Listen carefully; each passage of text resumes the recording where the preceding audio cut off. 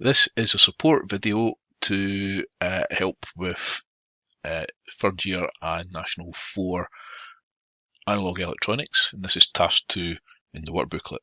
And the first part of task 2 is asking us to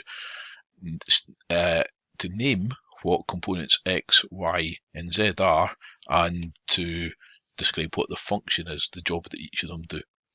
So component X is a new one for us. This thing here is called a resistor, and in our components folders we can find it in all sorts of places, and one of the easiest places to find it is in the basic components folder and the symbolic folder, and we can find resistor in here.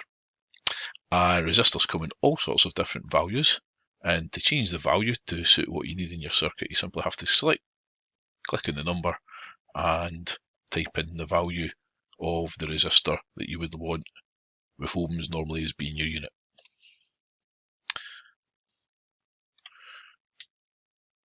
Now, a resistor does the job in a circuit of helping to control the flow of current. So if you want to control the flow so that it goes much slower, then we can change the value of the resistor to achieve that. And if you want the current to be able to go much faster, so electricity moves much faster, then you can adjust the value of your resistor so that you can achieve that function as well.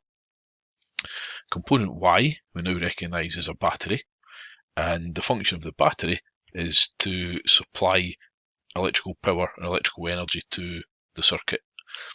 In this particular circuit, our voltage value is 6 volts, and similar to changing the value in the resistor, if you click on the number, then you can change the value to whatever it is that you require.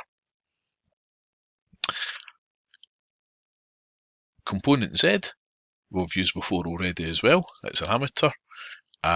This one is currently showing a current of 60 milliamps. Again, remember, if you prefer to use standardised units, you can right click in the ammeter and click in auto range so that you can see what the value would be in amps rather than in milliamps.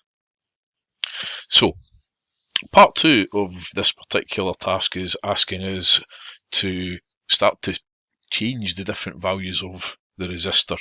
And the first resistor value that we're asked to use is 100 ohms, which we already have here.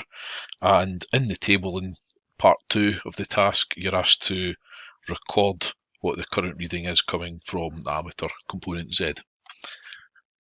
The second value of resistance that we're asked to use is 200 ohms.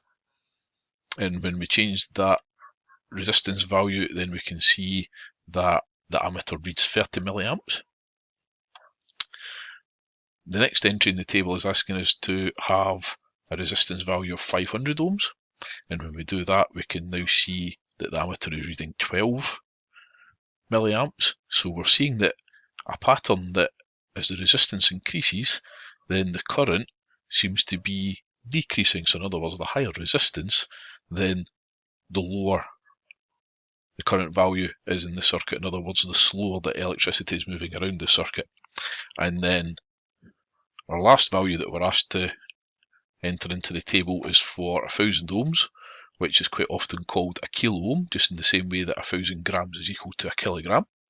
And so when I've entered that value, it's changed to kilo ohms now, so 1 kilo ohm for 1000 ohms, and we can see that the current reading in the ammeter is now 6 milliamps. So again, it has indeed decreased, gotten smaller, when the resistance has increased.